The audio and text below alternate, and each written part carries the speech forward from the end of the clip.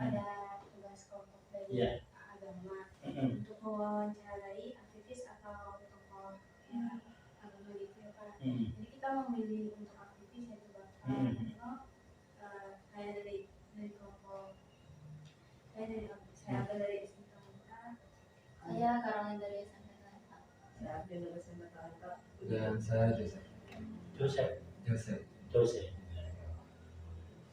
Kan teman-teman saya mungkin ada yang masih belum kenal Pak, bisa perkenalan. Baik, ya terima kasih teman-teman, selamat sore.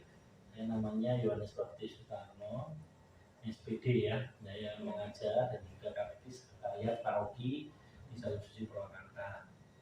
Saya sudah dari 2008 ya bekerja di Kausuman Bandung, dari 2008 sampai 2023, jadi sekitar 16 tahun ya. Menjadi SK-nya adalah katekis, guru agama Katolik dan juga sekretariat paroki di Kausuman Bandung. Saya dulu di Garut, paroki Santa Maria Bunda Maria Garut, lalu mutasi ke Salib Suci Purwakarta. Ya. Itu lalu saya tinggal di perumahan Taman Citaram Indah, lalu punya malaikat 3, Mikael, Rafael, Gabriel, lalu istri 1, lalu tinggal di lingkungan Santo Alusius ya, tinggalnya di Alusius.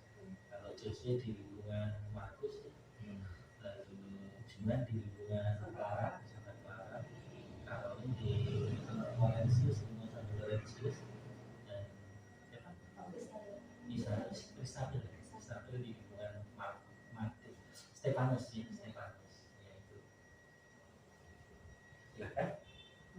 Jadi menurut Bapak, apa itu arti hak secara umum dan kewajiban? Arti hak ya, betul, hak itu secara umum ya, hak itu hak yang hak kita sebagai pribadi yang dilakukan atau hak yang kita terima sebagai panggilan hidup kita untuk melakukan ya semua pekerjaan, hak kita, hak untuk hidup, hak untuk belajar, hak untuk melakukan menerima pendidikan yang layak, hak untuk hidup ya, ini hak yang kita miliki. Itu bagian dari panggilan kita sebagai orang Katolik yang saya hayati sebagai hak. Lalu berikutnya, bagaimana dengan kewajiban kita? Kewajiban. Apa itu? Kewajiban itu sesuatu yang kita lakukan setelah kita mendapat hak ya, hak dari kita. Maka kewajiban yang kita lakukan sebagai orang beriman ya, kewajibannya menghidupi iman kita, terlibat di dalam hidup gereja. Kalau kewajiban sebagai warga negara ya, kewajiban menaati peraturan pemerintah, kewajiban membayar pajak, tapi haknya juga mendapatkan fasilitas negara ya, untuk mendapat pendidikan yang layak, beragama, beribadah. Kewajiban kita yang melaksanakan tanggung jawab sebagai warga negara yang baik ya, ketika negara membutuhkan kita, kewajiban kita ya bela negara, itu sebagai kewajiban. Atau membayar pajak itu sebagai kewajiban. Saya kan tiap tahun harus bayar pajak PBB, bumi dan bangunan, itu kewajiban sebagai warga negara. Haknya apa ya, tinggal ya bermasyarakat di lingkungan masyarakat yang saya tempati. Itu. Nah, menurut Bapak, apa hak sebagai anggota gereja? Hak sebagai anggota gereja itu kita harus semakin terlibat ya di dalam peranan-peranan kita dalam gereja. Kan ada karya pelayanan ya, pelayanan liturgia, koinonia, diakonia, dan kerigma. Yang terakhir kelima materia. Maka hak kita sebagai warga gereja Katolik ya aktif di dalam liturgia ya, liturgi di bangunan gereja, merayakan Ekaristi ya, liturgi juga ada lektor pemazmur ya, Pak Mariono, ayahnya direktur di lektor ya, di Karolin itu di lektor ya, lalu dia aktif itu bagian hak kita untuk ikut ambil bagian sebagai dan juga haknya juga dapat pelayanan gereja ya, ketika sakit, dalam kondisi sakit, kita meminta Romo memberikan sakramen pengharapan orang sakit ya, kalau sakit dalam kondisi sakaratul maut atau kondisi mau operasi atau menjelang gitu ya, dalam ini minta sakramen pengurapan orang sakit atau hak kita yang punya orang tua nenek yang sedang sakit ya, hak kita menerima komuni, dikirim komuni kudus ya, itu hak. Lalu hak kita sebagai warga gereja ya banyak sekali ya, kalau kita tadi ada liturgia, koinonia, diakonia, pelayanan, persekutuan, kerikma, pewartaan, ya itu juga hak kita yang bisa kita terima. Maka benarnya kalau hak yang kita dapatkan dari sebagai warga gereja ya kita kalau bisa terlibat aktif, karena dalam gereja Katolik itu sejak dini memupuk kita untuk menjadi pemimpin-pemimpin gereja dan juga nanti masyarakat dan negara ya. Ini Jose ini saya jarang lihat ya di sebagai warga gereja ya, kalau Juan aktif ya, Karolin juga sering di misinar ya, lihat di komuni pertama, lalu siapa Isabel juga ya, lalu Jose ini jarang lihat ya di gereja, saya baru ini ya, nggak apa-apa, tapi nanti ke depan kewajiban dari warga gereja kita tahu. Kalau saya di sekretariat kan sering lihat umat yang aktif, yang mana sering, karena udah 16 tahun pasti ngamatin itu nggak asing ya. Karolin dulu waktu masih TK ya sampai SD itu tahu perkembangan Juan juga ya, dari TK sampai itu saya tahu gitu. Jadi ini anak Katolik yang ini Jose juga ya dulu bertiga ya, Jose siapa lagi? Alna sama cowok semua ya, tiga-tiganya. Cewek, ya cewek satu, lalu ini paling gede ya Jose ya. Nah, jadi ada cowok Jose, Alona, satu cowok lagi siapa? Ya. Saya sering ke rumah tapi jarang ketemu Jose kalau sakit. Nah, ini hak kita sebagai warga negara, sebagai warga gereja ya, warga gereja Katolik. Hak kita, tapi itu ya, dan kewajiban kita sebagai anggota gereja. Kewajiban sebagai anggota gereja ya, baik di gereja Katolik kan kewajiban kita ya tadi melaksanakan perayaan ibadah Katolik pada mungkin Masmur, OMK, ini KSK, keluarga siswa Katolik, ya ada remaja Katolik.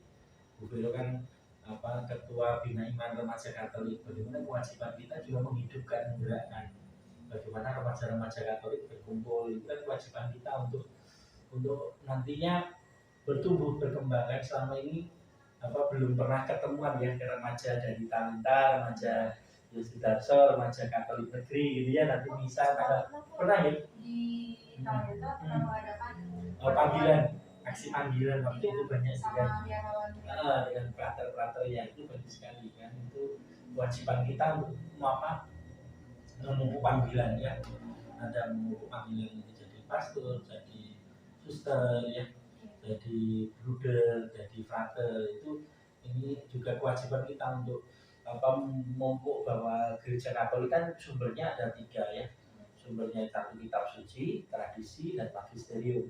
Maka kewajiban kita sebagai umat Katolik yakni bagaimana kitab suci itu sebagai dasar iman, tradisi itu juga dasar iman Katolik, lalu magisterium juga dasar iman Katolik itu ditumbuh kembangkan, diagarkan sehingga kita tidak hanya menjadi menerima hak kita, tapi kewajiban kita itu kita jalankan bersama, kita bisa bersinergi dengan gereja Katolik, karena tanpa kewajiban kita laksanakan, gereja Katolik tidak akan bertumbuh dan berkembang. Contohnya dulu Santa Maria itu kan stasinya Salib Suci Purwakarta ya, maka ada kewajibannya, haknya ya menerima pelayanan dari Salib Suci Purwakarta, lalu kewajibannya stasi itu umat-umatnya yang bertumbuh berkembang dan akhirnya menjadi sebuah paroki yang sekarang bertumbuh dan berkembang menjadi paroki Santa Maria Kota Kulit Indah ya, Purwakarta, Santa Purwakarta. Dan di sana sekarang ada pastornya juga, lalu bisa gereja Katolik di Purwakarta ada 2, Salib Suci dan Santa Maria, dan itu menjadikan dan kewajiban kita sebagai warga gereja harus berrelasi mendukung pelayanan ya, pelayanan gereja. Oke, itu ada lagi.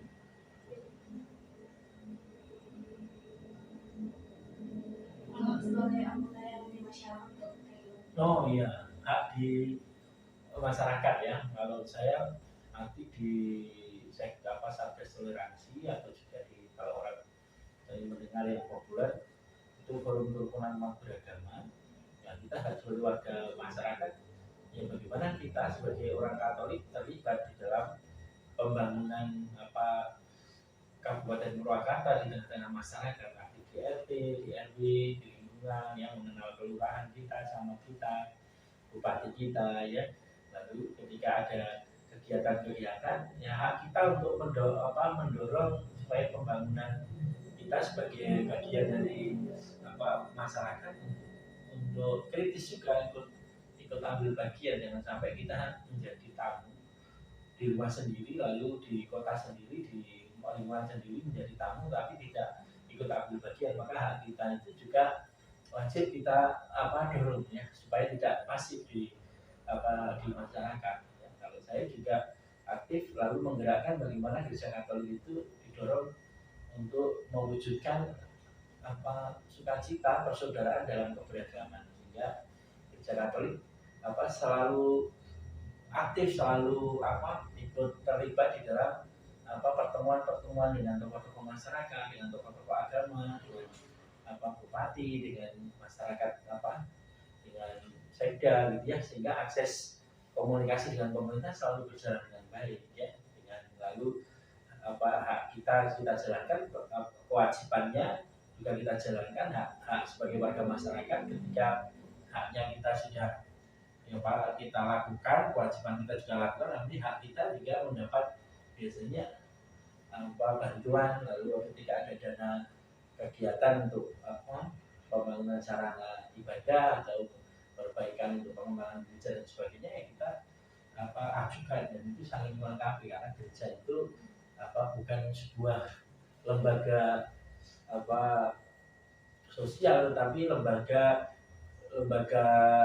kerohanian yang juga perlu bantuan dari pemerintah, masyarakat juga untuk saling menjaga dinamika kerukunan ya, dinamika komunikasi dengan masyarakat supaya kondusif ya. Kalau enggak nanti terjadi konflik ya, kepentingan. Kadang beberapa kali dulu juga ada konflik, kita ada kegiatan perayaan lalu ada yang datang teriak-teriak untuk mematikan sound gitu kan. Kalau kita tidak punya relasi yang baik dengan masyarakat, maka terjadi konflik ya.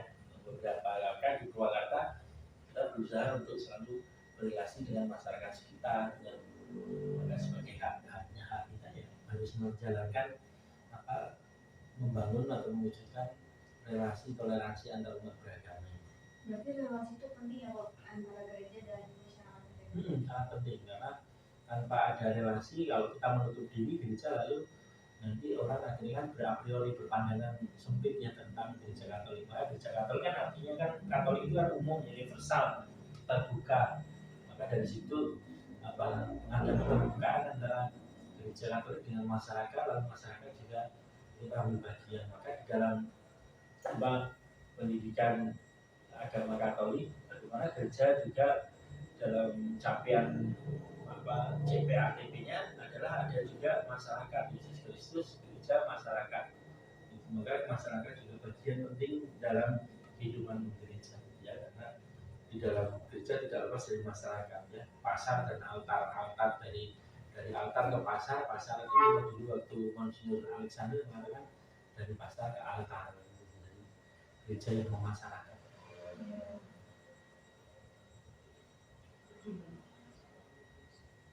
Kewajibannya sebagai anggota masyarakat kan tadi kan sekarang kewajibannya itu seperti itu. Kalau kewajiban sebagai masyarakat ya, kalau dalam gereja Katolik itu sekarang mulai terbuka terhadap bagaimana kita juga membantu masyarakat yang tidak hanya Katolik ya. Masyarakat beberapa kali kita membagikan sembako ke masyarakat sekitar, tukang sapu di sepanjang Sudirman ini gitu. Lalu itu bagian juga kepedulian dan kewajiban kita sebagai masyarakat. Lalu ketika ada upacara-upacara pemerintah ketika diundang ya kita memiliki kewajiban untuk datang dan ikut melaksanakan kegiatan di pemerintah daerah, atau kemarin ada parade kebangsaan atau ulang tahun Purwakarta, kita mengirimkan prodiakon, misdinar, lektor, tokoh-tokoh agama Katolik yang ikut parade ke Badan Kesatuan Bangsa ya, kita ikut lalu camping di Camp X di Jatiluhur, kita kirimkan 10 pelajar Katolik dan tokoh-tokoh agamanya ikut aktif.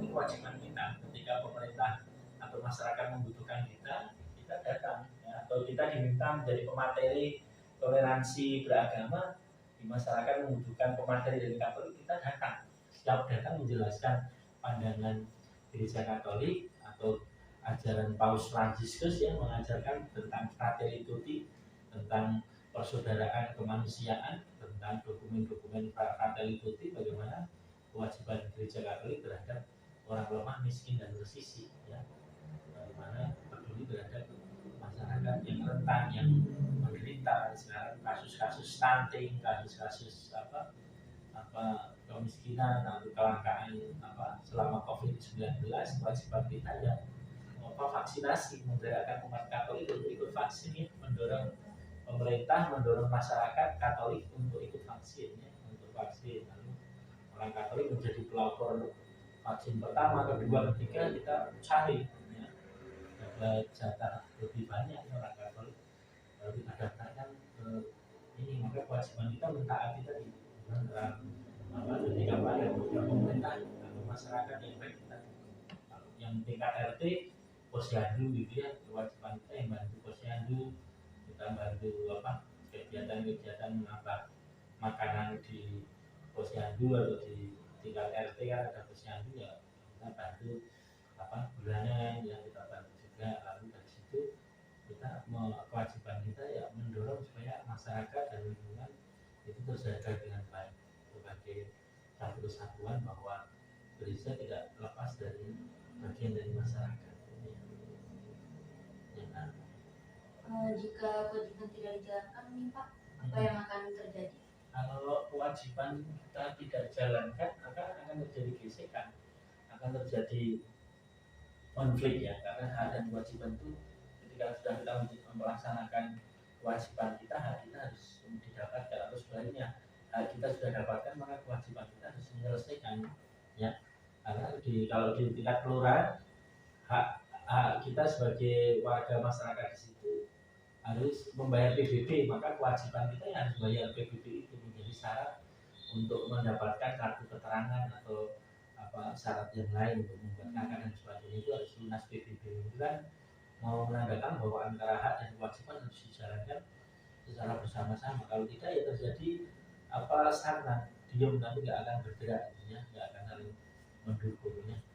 Karena di Purwakarta harus saling melengkapi satu dengan yang lain, tentang hak dan kewajiban itu harus saling terkait dan harus saling sinergi ya. Kalau enggak ya itu akan terjadi stagnan, diam, dan akhirnya nggak akan ada gerak pembangunan atau relasi itu tidak akan harmonis. Kalau seseorang tidak menerima haknya, apa yang akan terjadi di kemudian hari? Kalau tidak menerima haknya ya akhirnya akan terjadi biasanya kan orang hak saya kok saya nggak melakukan kewajiban, hak saya nggak dapat, biasanya lalu protes ya, demo, lalu mungkin terjadi dendam gitu. Kadang orang merasa bahwa kenapa saya sudah melaksanakan kewajiban saya, hak saya nggak didapat, lalu biasanya protes terhadap kondisi tersebut. Maka butuh keikhlasan, butuh ketulusan setelah mendapatkan haknya, lalu kewajiban juga harus dijalankan dengan baik tadi ya, dengan supaya terjadi harmoni, supaya nggak nanti nggak jadi ganjilan ya. Orang kalau sudah punya ganjilan, punya luka batin, itu mengakibatkan ya tadi sakit, lalu luka batin yang mengakibatkan hak dia. Jadi saya minta masyarakat itu tadi, hak saya nggak dijalankan, kewajiban juga nggak dijalankan, lalu menjadi individualisme ya, individu masing-masing. Kalau individualan menjadi masyarakat anti melaksanakan kewajiban, lalu nggak melaksanakan hak. Maka ketika sampah, mau contoh sampah ya, kewajiban kita kan membuang sampah pada tempatnya. Hak kita yang punya hak untuk untuk mengingatkan kalau masyarakat itu membuang sembarangan. Nah, kita yang mengingatkan pada masyarakat supaya jangan membuang sampah sembarangan. Lalu tadi juga saya munculkan dengan ini ini depan sekolah itu banyak sampah, banyak ini, ada nggak diskusi dengan pelajar lalu bareng-bareng mengkomunikasikan pada lurah, pada RT setempat, Pak kami keberatan, ini kewajiban kami sebagai warga sekolah sudah kami jalankan bersih, lalu juga membayar lingkungan RT, tetapi kami ingin hidup bersih di lingkungan kami juga, kewajiban sudah kami jalankan, kita juga komunikasikan. Tapi nanti kalau tidak itu nggak dijalankan, ya akhirnya apa? Akhirnya terjadi ya kan ini mana gitu ya, kayak Pandawara itu kumpulan orang-orang muda yang menggerakkan untuk bersih-bersih ya kali, pantai gitu ya. Ketika dia kewajibannya membersihkan, lalu haknya dia mendapatkan viralnya penghargaan dari TikTok, ya itu berkat dari kerja keras mereka. Tetapi ketika kewajibannya lalu dia memantau lalu memviralkan bahwa ini pantai terkotor keempat yang kami jumpai, lalu banyak orang yang nggak terima ya, karena Karang Taruna, pemerintah daerah, mereka jadi malu ya. Ada perlu diviralkan sesuatu di Indonesia kan sekarang dengan media ya, perlu diviralkan, perlu ini baru bergerak ya. Maka kita sebagai orang Katolik punya adab, punya tata krama, punya toleransi, ya kita WA, kita komunikasi, kita kenal lurahnya, Pak, pertolongan kita akan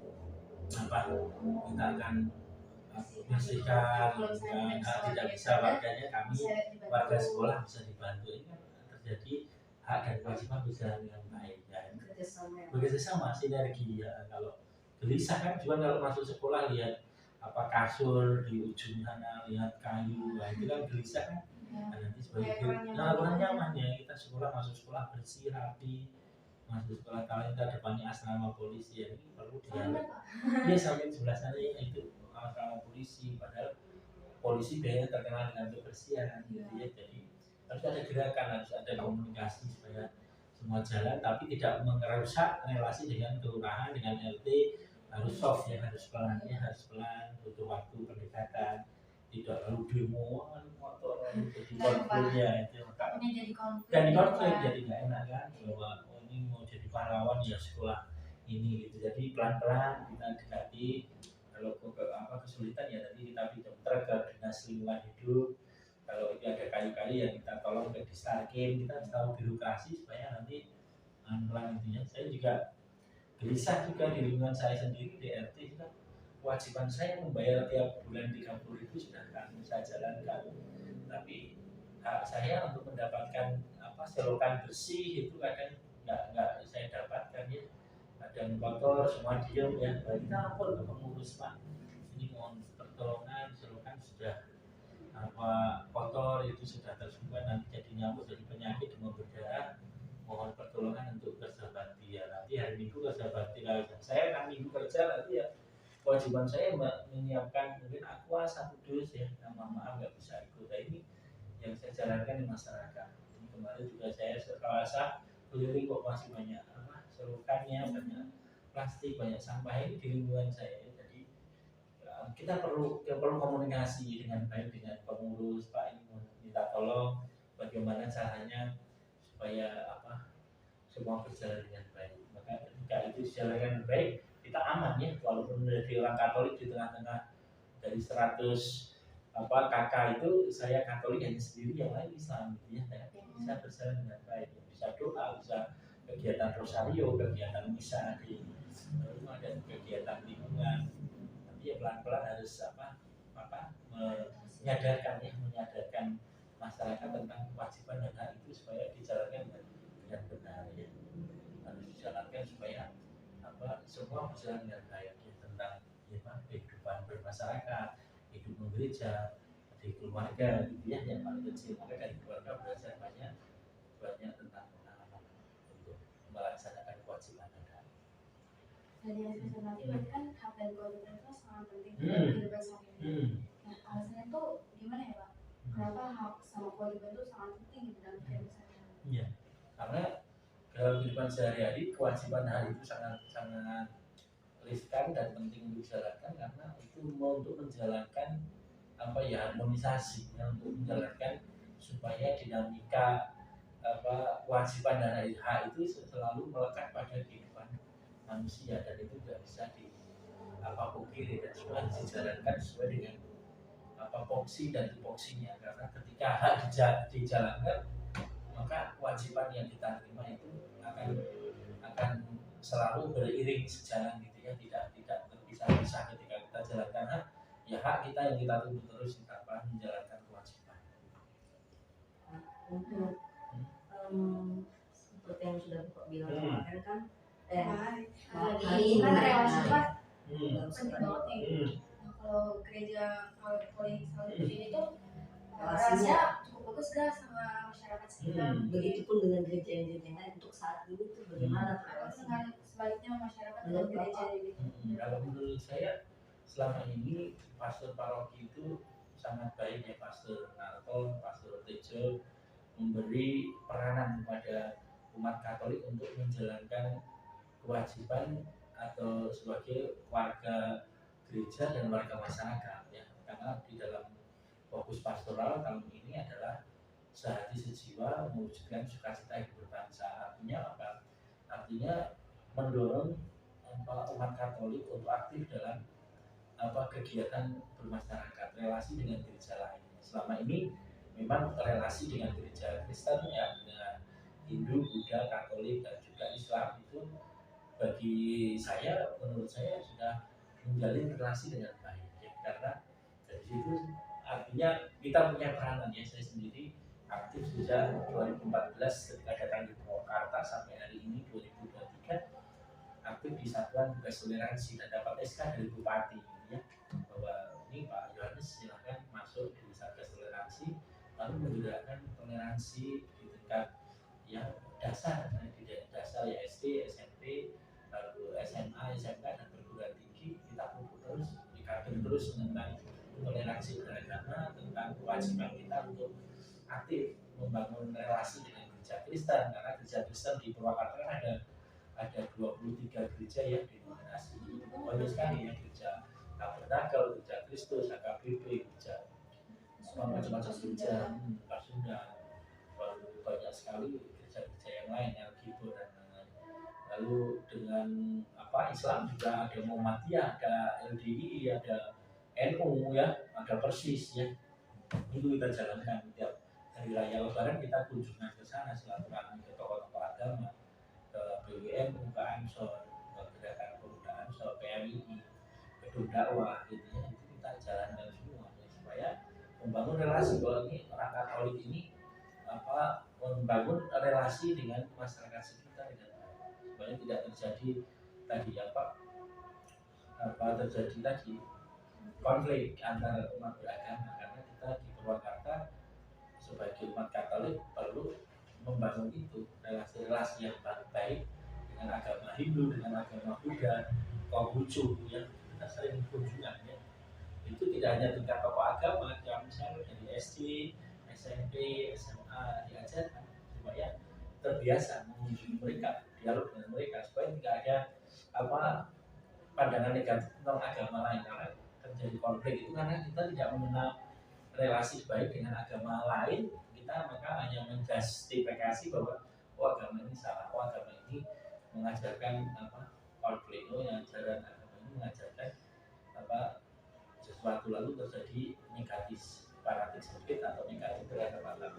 Tapi ketika kita dialog, silaturahmi, ada field trip, ada moderasi beragama, itu menguatkan toleransi, membangun persaudaraan. Teman-teman bisa nanti buka di Google moderasi beragama Purwakarta atau Satgas Toleransi. Saya menulis membuat berita-berita itu supaya backup terus, walaupun tidak populer ya, walaupun tidak viral ya kan apa. Yang penting saya menjalankan mendidik, melatih generasi muda ini untuk membangun relasi-relasi ke forum kerukunan beragama, kesatuan tugas toleransi. Dari kecil sejak dasar sudah diajak berani untuk mengunjungi tempat ibadah, tidak hanya mengunjungi tetapi menanyakan, berdialog, lalu bertanya, yaitu tidak tahu, tetapi tidak mengurangi kadar keimanannya sebagai orang Katolik. Semakin dikuatkan iman Katolik ya. Sebagai orang Katolik ketika berdialog, berkunjung, bersilaturahmi makin dikuatkan. Ternyata iman Katolik saya perlu ditingkatkan lagi dengan cara berdialog lagi.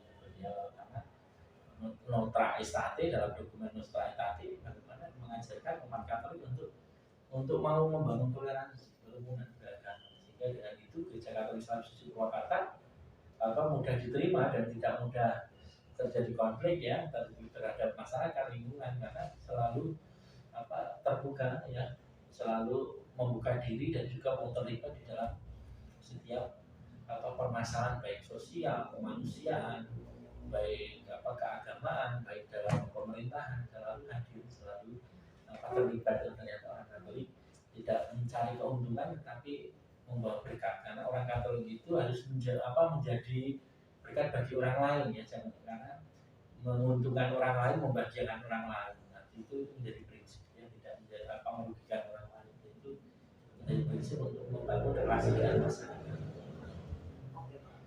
Dari semua yang ada di Bapak jelaskan tadi, kira-kira Bapak punya saran nggak nih buat kami yang ada di sini dan remaja Katolik seluruhnya, supaya kita tuh semangat dalam menjalani hak dan kewajiban yang kita miliki? Dari remaja-remaja yang kita tahu nih, karena sekarang banyak era digital, mereka tuh jadi lebih mending main game, main TikTok atau lain-lainnya daripada melakukan kewajibannya. Nah, saran Bapak supaya kita semangat melakukan kewajiban dan menerima kita tuh kayak gimana Pak? Ya, oke, baik. Ini bahwa kita itu generasi Z ya, milenial. Jadi setiap generasi menghasilkan sejarahnya masing-masing dan tidak bisa dipaksakan generasi milenial harus sama dengan generasi milenial, atau sebaliknya generasi milenial tidak bisa menjadi generasi sebelumnya. Saya lahir di tahun 84, dibesarkan tahun 90 sampai 2000 ya, artinya pengalaman itu ditempa sejak remaja, dididik untuk aktif di gereja. Saya bisa seperti ini karena aktif di gereja ya, dulu ketika kuliah aktif di Kota Baru. Saya mengambil peran yang paling sederhana, paling kecil, seksi kebersihan ya. Lalu dari seksi kebersihan saya belajar menyapu, belajar koordinasi, belajar untuk membersihkan kalau perayaan Natal, Paskah itu ya hal yang sederhana. Dari seksi kebersihan dan membersihkan gereja semua. Lalu sebagai seksi kedua, seksi perlengkapan, lalu naik lagi ke seksi usaha dana, hal-hal sederhana, ikut terus kegiatan gereja, lalu akhirnya dipilih menjadi ketua teritorial, ketua pemuda Katolik atau ketua mudika lingkungan ya, separoki Kota Baru Yogyakarta. Dan dari situ saya belajar bahwa menjadi remaja Katolik dari sekarang mengambil peran, entah apapun perannya dalam gereja Katolik, untuk berlatih ya, berlatih entah di Mesina, entah di Lektor, di Pemasmur, di KSK, di Bina Iman Remaja, ambil peran ya, jangan sampai saya terlambat ya. Dulu itu sejak kecil dulu hanya ikut Bina Iman anak, lalu ikut Mesina hanya tugas sekali karena merasa minder, merasa takut ya, seperti Jose ya. Saya dulu minder ya, saya minder mau berempat karena saya anak petani, anak petani yang aktif itu biasanya anak guru, anak dokter, anak-anak orang yang punya tertinggi lah, punya kasta istilahnya, kalau punya orang ya. Nah, setelah itu ternyata aktif di gereja nggak harus anaknya guru atau anaknya orang hebat, tetapi anak orang nggak mampu aja bisa. Bukan dari situ saya curahkan semua bahwa pengalamannya siapapun bisa melayani ternyata dalam gereja itu diterima. Nah itulah kesempatan saya bahwa saya akan tunjukkan bahwa saya bisa, lalu saya melayani sebanyak-banyaknya, seolah-olah besok itu saya mati, sehingga ketika saya mati ini saya sudah melayani Tuhan, saya melayani gereja. Tapi ternyata sampai saat ini nggak mati-mati terus melayani kan, malah diberi kesempatan gitu ya. Karena seolah-olah itu menjadi motivasi saya. Sejak itu lalu saya bisa lektor, saya bisa pemasmur, saya bisa menjadi kirim komunis, saya bisa khotbah, saya bisa belajar. Itu rata-rata gereja Katolik mengajarkan leadership, kepemimpinan, mengajarkan secara gratis. Saya dapat itu secara gratis, malah dapat makan, malah dapat teman banyak, dapat relasi yang banyak, gitu ya. Malah saya dapat kehidupan, dapat panggilan untuk melayani gereja ya itu. Tapi dari situ saya refleksikan bahwa remaja Katolik sekarang generasi Z itu yang tidak mudah tantangannya dengan media digital. Maka gunakan media digital untuk pewartaan ya, tentang baik kegiatan seperti ini, kegiatan wawancara, banyak eksplorasi ya, punya ini nggak apa-apa, punya TikTok, nggak apa-apa, punya game sekarang sekali-kali, tapi ya dari sini kan kewajiban tadinya kan kita kewajiban juga penting dalam kita sebagai orang Katolik perlu explore ya. Sekarang kan bisa seperti ini wawancara dengan siapapun ya, tanpa harus dengan surat dengan bisa wawancara ya dengan. Nah ini yang saya ajarkan juga kepada siswa-siswi Katolik SD negeri, SMP negeri, SMA negeri, temui Pak Kiai, temui Ustaz, temui pendeta, temui pastor, temui biksu, temui tokoh-tokoh agama, kita ajak dialog mereka. Jadi harus berani, harus punya leadership ya, dengan cara mereka, dengan cara kelompok zilenial. Entah itu jangan takut salah itu kan, kalau salah itu kan bisa, kalau dalam bahasa Katolik ya minta ampun pada Tuhan, kalau salah ya bertobat lalu bangkit lagi untuk menjadi yang terbaik. Dan saya yakin generasi zilenial menghasilkan sejarahnya hari ini dengan cara metode mereka, dan mereka sangat cerdas, sangat pintar untuk cepat untuk mengadaptasi dan punya teknologi yang gunakan teknologi sebagai bagian pewartaan gereja, mewartakan kebaikan Tuhan. Paus Fransiskus mengajarkan bahwa dengan seorang anak kecil, dengan siapapun dia tanpa sekat ya, tanpa soal saya paus, orang suci yang punya jabatan tinggi, enggak, saya pelayan yang sederhana, dia mau ketemu, mau makan dengan karyawannya, mau membasuh kaki ke penjara-penjara ya, mau minta maaf ketika salah, dan mau ini ternyata gereja Katolik itu bukan terhadap tadi semua, bahwa kita maka mari ayo bareng-bareng aktif ya, justru ya di gereja, di lingkungan ya, jiwa juga semua kita aktif apapun ya, jangan takut.